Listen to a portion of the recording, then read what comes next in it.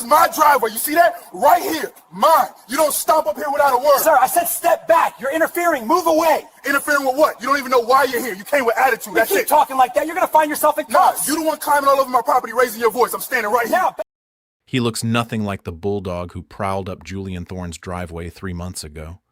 The arrogance is gone. The chewing tobacco is gone. He wears a cheap, ill-fitting polyester suit that hangs loosely on his frame, unseemingly shrunk by the sheer weight of the federal charges stacked against him. His face is pale, his hands trembling as he grips the edge of the table. Across the aisle, Julian Thorne sits motionless.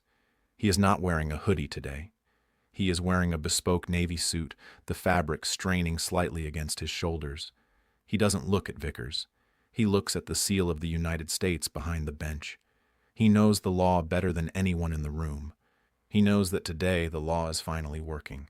The prosecution didn't just present a case. They conducted an autopsy on Vickers' career.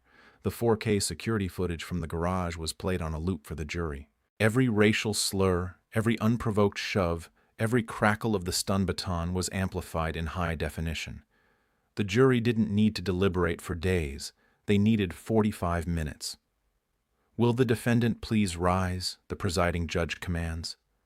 Vickers stands. His legs are weak. He looks back at the gallery, searching for his union rep, for his sergeant, for anyone to save him. The seats are empty. The Brotherhood of the Badge has abandoned him. He is radioactive. "Rick Vickers," the judge's voice booms, echoing off the mahogany walls.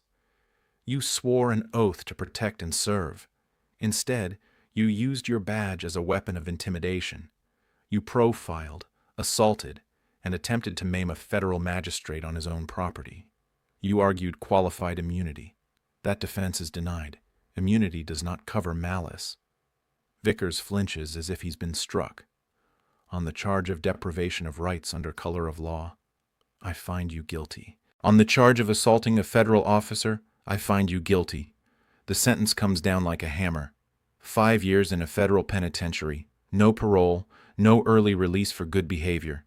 This is hard time, not county jail protective custody, but the punishment doesn't end with prison. The civil judgment follows immediately. The city council, terrified of a public trial that would expose decades of systemic corruption, settled before the gavel even hit the sound block. The city will pay Julian Thorne $18.5 million in damages, the news anchor announces outside the courthouse. It is the largest police misconduct settlement in the state's history. Back inside, the final indignity occurs. A U.S. Marshal approaches the defense table. He holds out his hand. He doesn't ask. He demands, "The badge, Mr. Vickers." Vickers reaches into his pocket. He pulls out the shield he hid behind for 10 years. His hands shake so violently, he almost drops it. He places the medal on the table. The marshal swipes it away in one fluid motion. It's over. Rick Vickers is no longer an officer. He is inmate 49201. Julian Thorne stands up. He buttons his jacket. He walks out of the courtroom, past the weeping former officer, without a single glance. He doesn't need to gloat. The system he serves has corrected itself. He walks out into the sunlight, $18 million richer, leaving the trash where it belongs, in a cage. Rick Vickers woke up that morning, a respected officer of the law. He went to sleep in a federal holding cell, stripped of his dignity, his pension, and his future. He lost everything. And he did it to himself. He didn't lose his badge because of a technicality, and he didn't lose his freedom because of a woke jury. He lost it all because of arrogance. He looked at a man maintaining his own property and saw a target.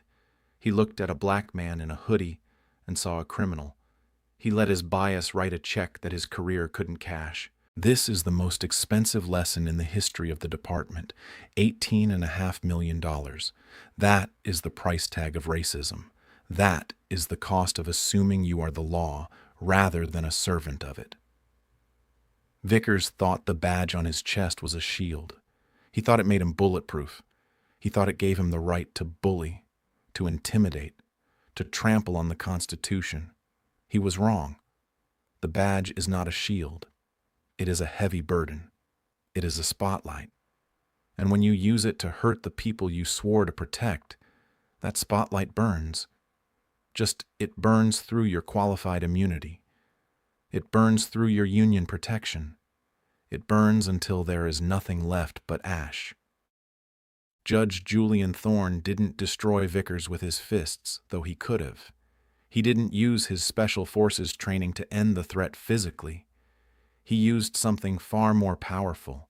He used the very system Vickers tried to exploit. He used patience. He used silence. He waited for the predator to expose his own throat, and then he let the law sink its teeth in. This case is a warning shot to every corrupt official watching. The era of the unaccountable officer is over. We are watching. The cameras are rolling. The 4K lenses are hidden in the garage, on the dashboard, in every pocket. You are never alone. You are never unobserved, and you never know who you are dealing with. Y'all, the man you stop for a broken taillight might be a federal judge. The woman you harass on the street might be a prosecutor. The citizen you push around might be the one who signs your arrest warrant. Respect is not a courtesy you hand out when you feel like it. Respect is a survival requirement. Vickers learned that lesson too late. He has 5 years in a federal cage to think about the 4 seconds that ended his life. Don't make his mistake. Treat every citizen with the dignity they are owed, or prepare to trade your uniform for a jumpsuit. Justice was blind today, but it saw everything it needed to see. The bully is broken. The victim is vindicated. The system worked. If you believe that no one stands above the law, not a judge, not a politician, and certainly not a corrupt police officer, smash that like button right now. It helps us expose more cases like this. Do you want to see another officer mess with the wrong Marine? Click the video on your screen right now. Justice never sleeps, and neither do we. I'll see you there.